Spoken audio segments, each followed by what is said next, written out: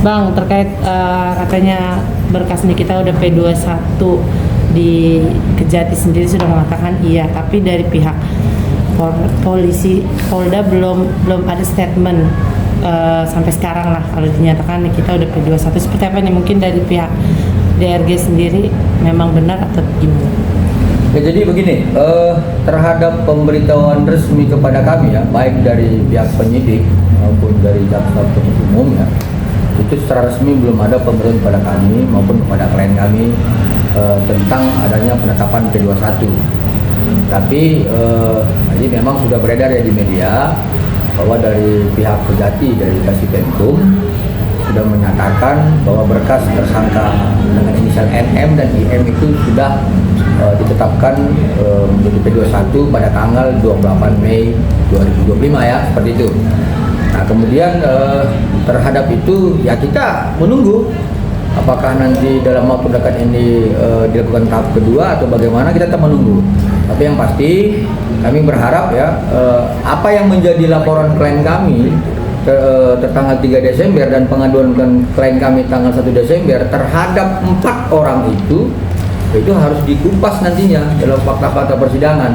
Ya, jadi pada prinsipnya kalau dipertanyakan bagaimana tanggapan klien kami dan juga kami sebagai kuasa hukum dan penasihat hukum dari klien kami terhadap laporan klien kami, ya kami kecewa sebenarnya. Ya, seharusnya yang kami laporkan itu bukan terhadap hanya 2 orang aja ya, tapi terhadap 4 orang. Dan kemudian kami perlu sampaikan bahwa penetapan P21 ini kan sebenarnya dari awal kami sampaikan sudah kami yakin ya, tidak akan mungkin tidak P21 terhadap 2 tersangka ini. Tapi yang jadi persoalan kalau kemudian ada rekan-rekan sejawat kami ya, praktisi hukum yang lain berpendapat lain, yang mungkin karena mereka tidak memahami peristiwa hukumnya gitu. Mereka tidak memahami alat bukti dan barang bukti yang kami sajikan kepada penyidik. Ya, jadi sesungguhnya kalau kita berbicara tentang kewenangan advokat, itu jelas dituangkan dalam Undang-Undang 18 tahun 2003 di pasal 14 dan 15. Kami ini kan penasihat hukumnya Dr. Reza Gladys yang menangani perkara ini. Ya, kami berpendapat ya pasti dengan peristiwa hukum yang sebenarnya. Nah, jadi ini ya satu sisi kami menyampaikan bahwa adanya pendapat-pendapat tentang yang menyatakan tidak akan P21 ternyata itu keliru ya. Jadi ke depan kami berharap janganlah terlampau banyak mengiring-giring opini sehingga membuat satu informasi sesat terhadap masyarakat. Seperti itu. Bang, saya sudah P21 nih, kita mendengar kabar bahwa NM tiba-tiba sakit dan masa penahanan ditambah sebulan 30 hari. Nah, mendengar itu gimana mungkin dari pihak RG sendiri? Saya rasa ya.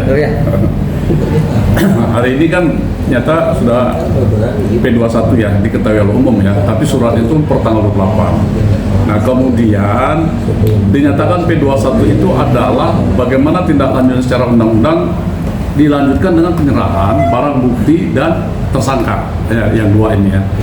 Nah, kalau tadi alasan seperti ada sakit ya, jaksa penuntut umum dalam hal ini menunggu sifatnya seperti yang dijelaskan tadi, menunggu sampai datangnya penyerahan tersangka dan barang bukti. Nah, bagaimana pengujian kalau dinyatakan sakit itu kan sakit seperti apa kan harus dibuktikan. Kalau dari penyidik ada dokter khususnya, kalau dari pemerintah ada. Kalau bila perlu pembanding dari kita penasihat hukum menyediakan dokter apakah benar sakit. Tapi saya pikir itu sudah jauh untuk meyakinkan. Tapi pemerintah atau dokter penyidik sendiri menyatakan sakitnya harus seperti apa. Nah, tidak dianggap sakit-sakit seperti biasa. Kalau memang itu tidak ada menyimpulkan sakit, ya itu kewajiban dari penyidik menyerahkan tersangka dan barang bukti. Nah, selanjutnya itu setelah tahap 2, bahasanya tahap 2, lengkap secara formil dan material, maka jaksa dalam hal ini dapat melakukan penahanan kejaksaan 20 hari. Jadi kalau di dalam proses penahanan atau di dalam proses kejaksaan itu, saya pikir jaksa dalam hal ini kan sudah mempelajari berkas perkara secara lengkap, secara utuh, formil dan material.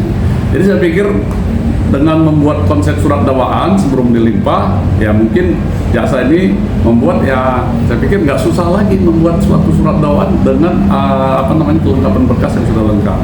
Jadi nggak sampai 20 hari, saya pikir kewenangan di jaksa dalam tahanan ini sudah dilimpah berkas perkara untuk dilanjutkan ke pengadilan. Nah, pengadilan lah nanti akan membuka semua bukti-bukti yang ataupun berkas perkara secara terbuka untuk umum. Ya, di situ akan kita lihat apa yang kita laporkan selama ini akan teruji di pengadilan.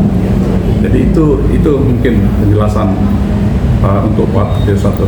Jadi kita jangan ragu lah, sakit seperti apapun itu tidak hanya dalam ucapan teman sejawat yang bilang dia dalam kondisi sakit, tapi pembuktian sakit secara formil harus ada kepada kita. Bila perlu kita menyiapkan dokternya, meyakinkan bahwa yang bersangkutan benar-benar sakit, yang benar-benar nyatanya tidak sakit, sudah jasa menunggu hasil penyerahan tahap kedua dari penyidik. Itu mungkin. Bang, ini ada indikasi untuk diperlama atau gimana gitu Bang, mungkin Bang? Kira-kira Proses diperlama, saya pikir ya kalau sudah P21 undang-undang kan tidak ada alasan lagi untuk menunda-nunda. Apapun alasannya kan ya teman-teman kan bisa melihat sendiri kondisinya kan sudah nyata P21 wajib diserahkan. Nah, hanya saja penyerahan itu ada alasan tertentu, ya jasa juga tidak bisa menyatakan silakan tidak bisa juga. Tapi ada batas waktu, saya pikir penyerahan tahap 2 itu akan segera dilaksanakan dalam waktu dekat. Sehingga proses itu sudah kewenangan penuh pada penuntut umum. Saya pikir nggak lama lagi itu akan penyerahan. Di proses kejaksaan juga, saya pikir nggak lama juga, karena sudah mempelajari berkas perkara, material dan formilnya, ya menyusun rendak ya, bahasa rendak itu rencana dakwaan, kemudian sudah menjadi murni dakwaan, baru diserahkan ke pengadilan untuk dilanjutkan pemeriksaan oleh pengadilan. Pikir itu ya.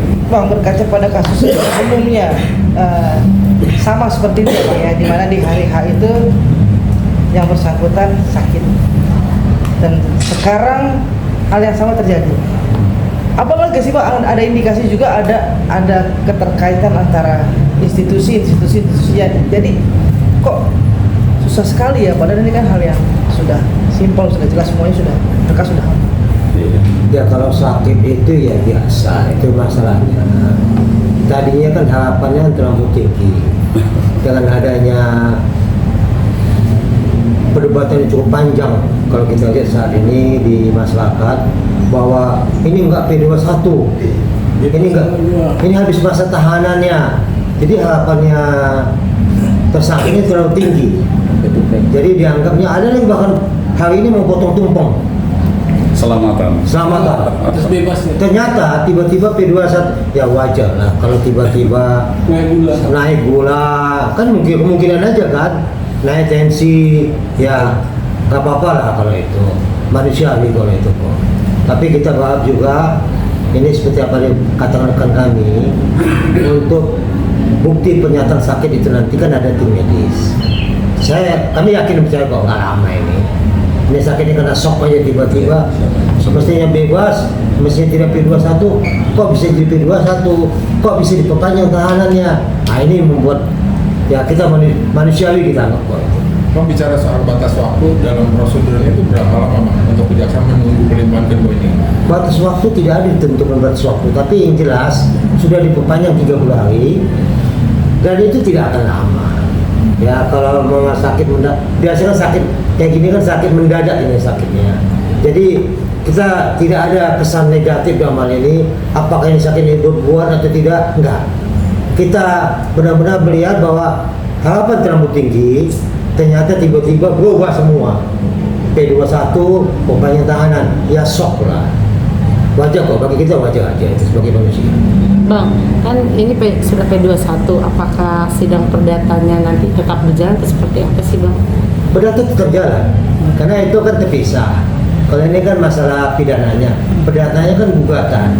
Seperti apa yang kami sampaikan, pengadilan tidak bisa menolak setiap yang diajukan gugatan.